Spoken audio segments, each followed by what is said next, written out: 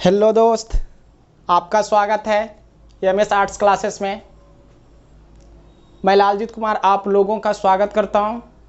आज 10वीं वर्ग के संस्कृत पाठ के नीति श्लोका पाठ का प्रश्न उत्तर करने जा रहे हैं, जो बिहार बोर्ड के पैटर्न पर आधारित है।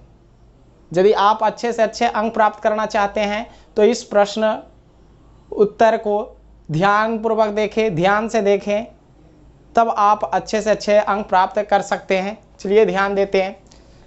लिखा हुआ है सप्तमा पाठा, पाठ 7, नीति श्लोका।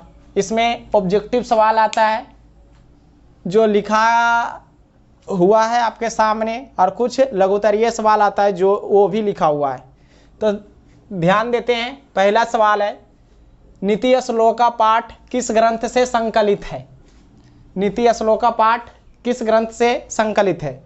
नीति श्लोका ये पाठ है, ये जो पाठ है किस ग्रंथ से संकलित है? अर्थात नीति श्लोका पाठ एक ग्रंथ से लिया गया है। वो ग्रंथ कौन है जिससे ये लिया गया है? संकलित का मतलब है लिया गया है, उद्धत है। तो वो कौन सा ग्रंथ है? तो यह जो ग्रंथ है वो महाभारत है। नीति श्लोका जो पाठ है महाभारत ग्रंथ से लिया गया है, और इसी महाभारत में एक त्योहार का वर्णन है जिसका नाम है उद्योग पर्व।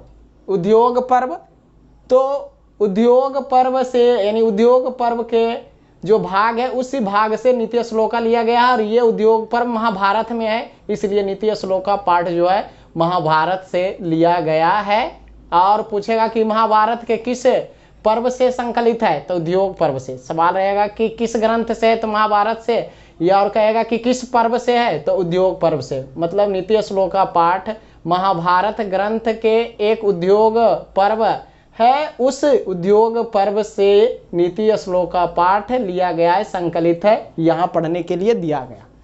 दूसरा सवाल है, नीति श्लोका पाठ किसके द्वारा रचित है? मतलब ये जो नीति श्लोका पाठ है, जो पाठ आप पढ़ रहे हैं नीति श्लोका, इसमें जो लिखा गया मंत्र है, श्लोक है, वो श्लोक को किसने लिखा है? तो श्लोक को लिखने वाले जो है, ये नीति श्लोक को लिखने वाले हैं विदुर।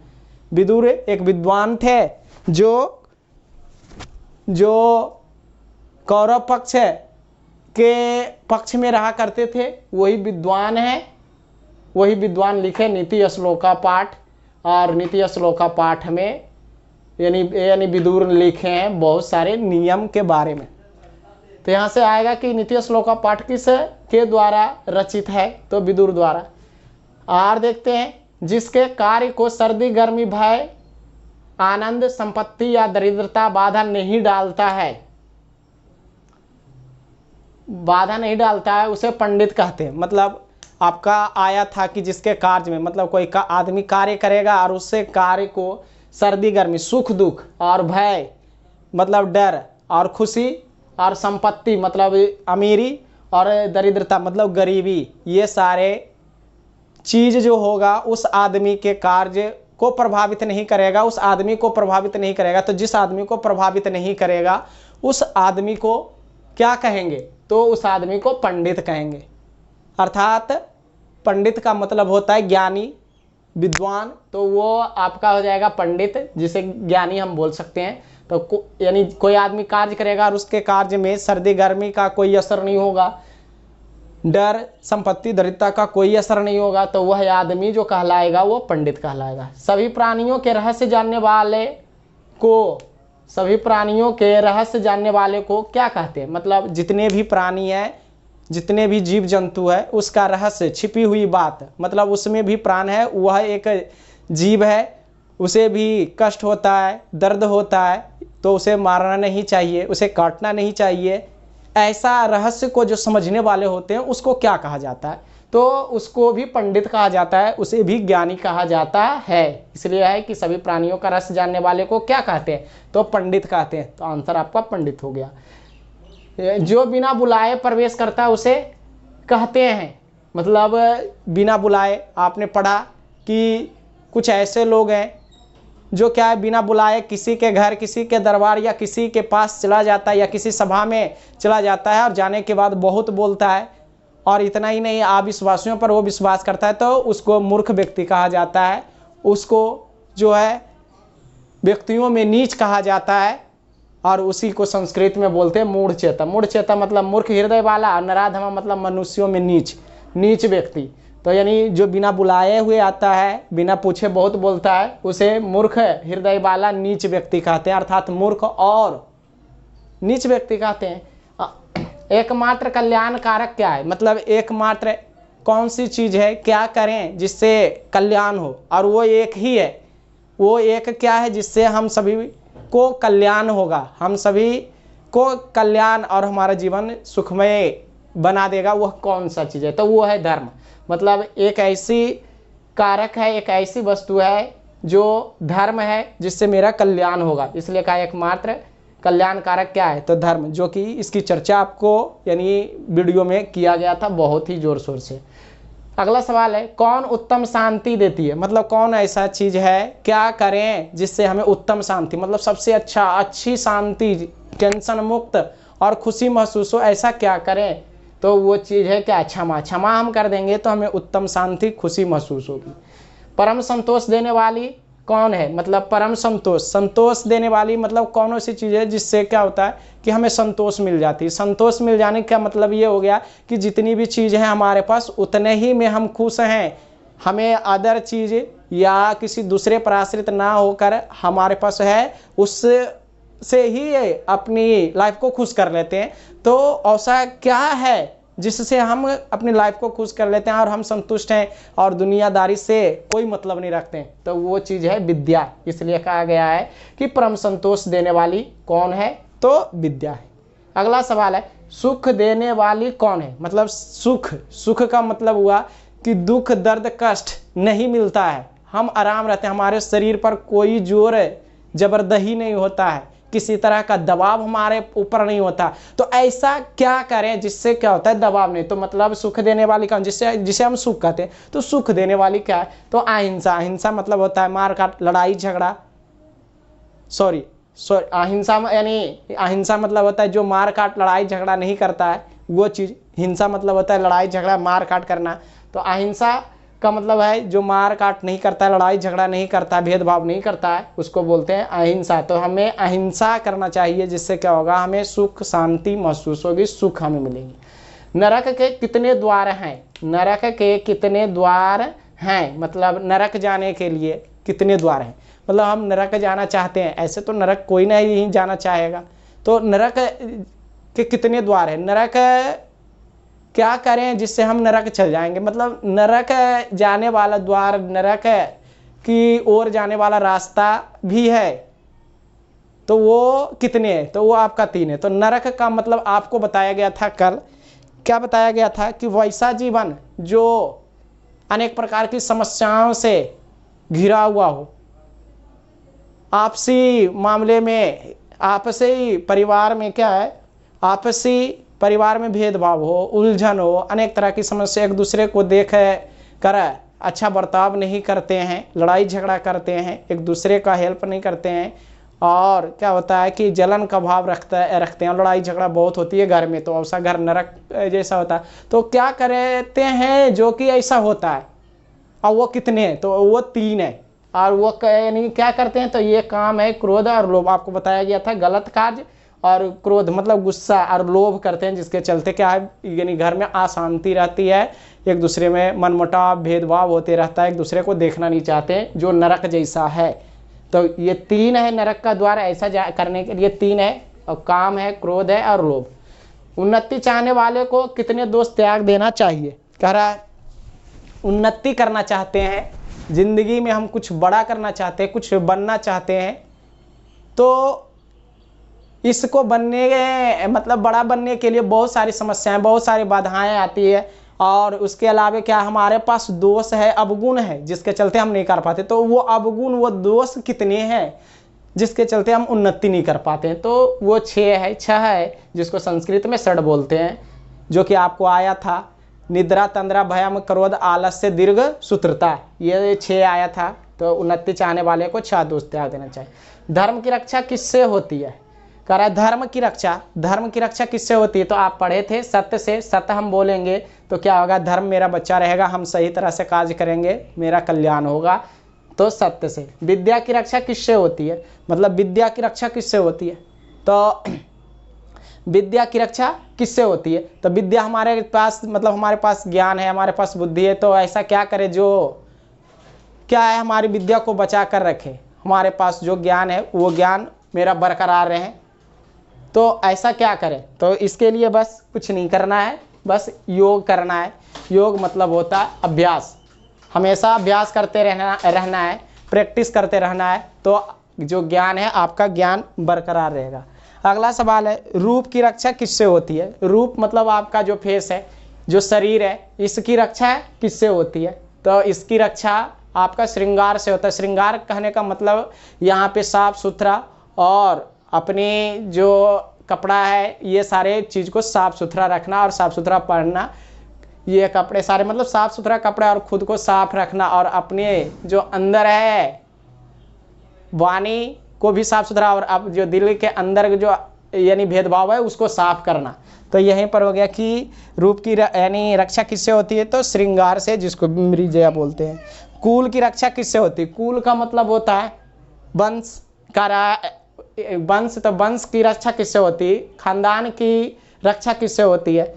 यानी खानदान किससे बचा हुआ रहता है? वंश किससे? तो हम सब अच्छे आचरण करते हैं, अच्छे व्यवहार करते हैं, जिससे वंश का नाम गाम बरकरार रहता है, नहीं तो गलत आचरण गलत व्यवहार करते हैं जिससे सब खत्म हो जाता है। तो कुल की रक्षा किससे होती है? तो आचरण से, जिसको संस्कृत में बोलते हैं ब्रीतेन। अगला सवाल है कौन पुरुष सुलभ है? मतलब कौन सा पुरुष है जो आसानी से मिल जाता है, आसानी से हमारे पास आ जाता है? तो आपको आया था कि मीठी बोली बोलने वाला, उसको बोलते हैं प्रियवादिना। प्रिय बोलने वाला, मीठी बात करने वाले जो लोग होते हैं आसानी से हमारे पास आ जाते हैं। कौन पुरुष दुर्लभ है? मतलब कौन सा पुरुष है जो आसानी से नहीं मिल पाता है, बहुत कम मिलता है और बहुत समय यार बहुत कोशिश करने के बाद ऐसा पुरुष हमारे नज़दीक मिलता है जिससे मेरा जीवन या हम सबों का जीवन क्या है, अच्छा की ओर जाता है। तो अप्रिय बोलने वाला जो हितकारी होता है। घर का दीपक, घर की लक्ष्मी किसे कहा गया है? तो घर का दीपक, घर को प्रकाशित करने वाला, और घर की लक्ष्मी किसे मतलब कहा गया है? तो ये आप पढ़े हैं और आपको ढंग से ही बताया गया था। तो ये इसका आंसर हो गया स्त्री। कौन पूजनीय और भाग्यशाली है? कौन पूजनीय यानी पूजनीय योग और भाग्यशाली होती है? तो ये भी स्त्री। किसकी रक्षा विशेष रूप से करनी चाहिए?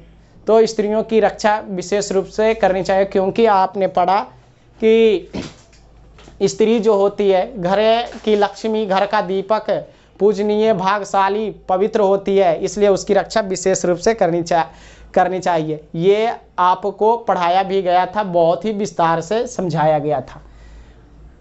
विनय स्वभाव किसे नाश करता है? विनय स्वभाव किसे? तो मतलब विनय स्वभाव मतलब सरल स्वभाव। सरल स्वभाव कहने का मतलब हो गया कि वैसा व्यक्ति जो ज़्यादा किसी से बोलता नहीं है, ज़्यादा अपनी बड़ाई या ज़्यादा कुछ इधर उधर नहीं करता है, ऐसे व्यक्ति का जो स्वभाव होता है वह सरल होता है, वो उसे व्यक्ति को सरल स्वभाव वाले कहते हैं।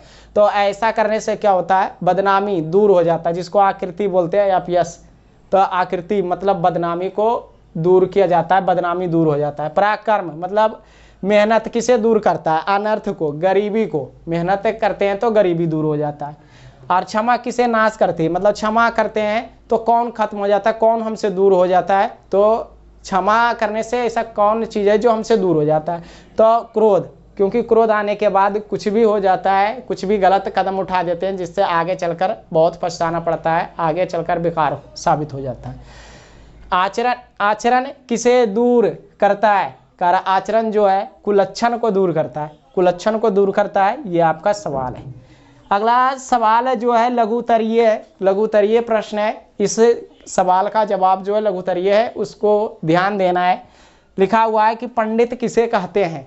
पंडित किसे कहते हैं? तो आपको पढ़ाया गया था कि कोई व्यक्ति होगा और वो व्यक्ति के कार्य में सुख दुख, डर, आनंद, संपत्ति और गरीबी का कोई प्रभाव नहीं पड़ता है। इसके अलावा जो सभी प्राणियों का रहस्य जानता है, जो सभी कार्य को अच्छे ढंग से करने के लिए जानता है और मनुष्य के सारे उपाय को जानता है, उसको पंडित बोलते हैं। आपको बताया गया था ये भी चीज़ कि मतलब कोई व्यक्ति है और वह जो व्यक्ति है किसी तरह का कार्य करता है और उस कार्य को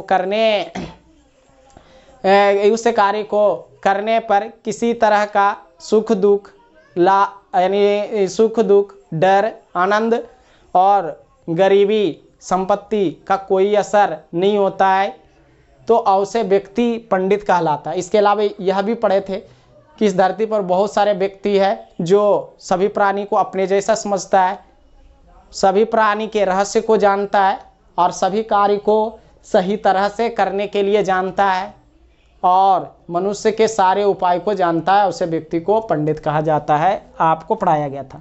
मूढ़ चेता नराधमा किसे कहते हैं? मतलब मूढ़ चेता मतलब मूर्ख हृदय वाला, नराधमा नीच व्यक्ति किसको कहते हैं? तो मूर्ख व्यक्ति किसे कहते हैं, नीच व्यक्ति किसे कहते हैं, ये भी सवाल हो सकता है। तो क्या है कि आपने पढ़ा होगा कि इस धरती पर बहुत सारे ऐसे व्यक्ति हैं जो बिना बुलाए किसी के घर, किसी का दरबार, किसी सभा में चला जाता है और जाने के बाद क्या करता है, बिना पूछे बहुत बोलता है, बक बक बोलता है और जिस पर विश्वास नहीं करना चाहिए बहुत सारे आदमी उस पर भी विश्वास करता है। तो ऐसे व्यक्ति जो विश्वास करता है, बहुत बोलता है और बिना बुलाए चला जाता है, तो ये व्यक्ति आपका जो होगा मूर्ख हृदय वाला नीच व्यक्ति होगा, मूढ़ चेता नराधमा। तो यहाँ से आपका सवाल का आंसर लिख सकते हैं कि इस धरती पर बहुत सारे लोग हैं कि जो बिना बुलाए किसी के यहाँ चला जाता है और बिना पूछे बहुत बोलता है। इसके अलावे जिस आदमी पर विश्वास नहीं करना चाहिए उस पर भी विश्वास कर लेता है, तो वे सारे आदमी मूर्ख हृदय वाला नीच व्यक्ति होता है। उन्नति करने वाला पुरुष को क्या करना चाहिए? उन्नति करना चाहता है तो ऐसे व्यक्ति को, ऐसे पुरुष को क्या करना चाहिए? तो ऐसे पुरुष को 6 दोष त्याग देना चाहिए। आपने पढ़ा निद्रा, तंद्रा, भय, क्रोध, आलस्य, दीर्घसूत्रता। अर्थात इस धरती पर जितने भी आदमी है, जितने भी व्यक्ति है, वह व्यक्ति यदि उन्नति विकास करना चाहता है तो उसके यानी उसे सबसे पहले 6 दोष, 6 गो अवगुण को त्याग देना है और वे 6 अवगुण, 6 दोष निद्रा, तंद्रा, भय, क्रोध, आलस्य है, इन सारे अवगुण को त्याग देना चाहिए। क्योंकि ज़्यादा सोने पर हम कोई कार्य नहीं कर पाएंगे, ऊब जाने पर भी कोई कार्य हो नहीं पाएगा। आलस्य, दीर्घसूत्रता ये सब करने से कभी सफल नहीं हो पाएंगे। अगला है नीति श्लोका पाठ के आधार पर स्त्री की महत्ता को बताओ। मतलब स्त्री नीति श्लोका आपने पाठ पढ़ा, इस नीति श्लोका पाठ के आधार पर आप बताइए कि स्त्री का क्या महत्व है, स्त्री का क्या महत्व है। तो आपने पढ़ा कि स्त्री का बहुत नीति श्लोका पाठ में क्या है, स्त्री के बारे में भी वर्णन किया गया है। इसमें बताया गया है कि स्त्री जो होती है घर की लक्ष्मी होती है, क्योंकि घर का सारे जिम्मेवारी स्त्री पर होती है। घर का सही तरह से देख रेख स्त्री ही करती है और रुपया पैसा धन दौलत को सही तरह से बचाकर स्त्री ही रखती है, इसलिए उसे घर की लक्ष्मी कहा गया। घर का दीपक आप जानते हैं कि सही तरह से बच्चों को सबसे पहले ज्ञान देने वाली माँ होती है और ज्ञान की ओर सबसे ज़्यादा पहले अग्रसित बच्चों को माँ करती है, इसलिए घर का दीपक भी कहा गया है। इसके अलावा पूजनीय, भाग्यशाली और पवित्र भी स्त्री को कहा गया है। यही चीज़ आपको बताना था। प्रिय और अप्रिय विषय के बारे में लिखे, मतलब प्रिय बोलने वाला और अप्रिय बोलने वाला जो व्यक्ति था उसके बारे में। तो इस संसार में बहुत सारे लोग हैं जो मीठी मीठी और बनावटी बात कहकर मोहित कर लेता है, जो आगे चलकर नुकसानदेह होता है, नुकसानदेह होता है, हानि पहुंचा देता है। इसलिए प्रिय बोलने वाले पुरुष से सतर्क रहें। अप्रिय बोलने वाले सच बोलते हैं, उनकी बात कड़वी होती है, लेकिन उससे बात को सोच समझकर अपने जीवन में उतारे ताकि आपका जीवन अग्रसित हो। इसलिए कहा गया है कि मीठी बोली बोलने वाले आसानी से मिल जाता है और सच्चे और कड़वे जिसे अप्रिय कहा जाता है वो आसानी से नहीं मिलता है, जो हमारे हित के लिए होती है, हमारे कल्याण के लिए होता है। तो इस तरह से आप प्रश्न का उत्तर लिख सकते हैं। इसी तरह से इस तरह से आपका सवाल का जवाब हो गया। यदि आप भी अच्छा करना चाहते हैं तो थोड़ी सी मेहनत करना है, इस पर गौर करना और किताब सामने रखना, जिससे क्या होगा कि आप अच्छे से कुछ सीख सकते हैं, कुछ अच्छा कर पाते हैं, यानी अच्छा कर पाएंगे। आज का यही, अच्छा लगा तो लाइक करें, सब्सक्राइब और कमेंट तो ज़रूर करें, ताकि हमें भी पता चले कि हमें और किस तरीके से यानी सॉल्यूशन करना चाहिए। धन्यवाद।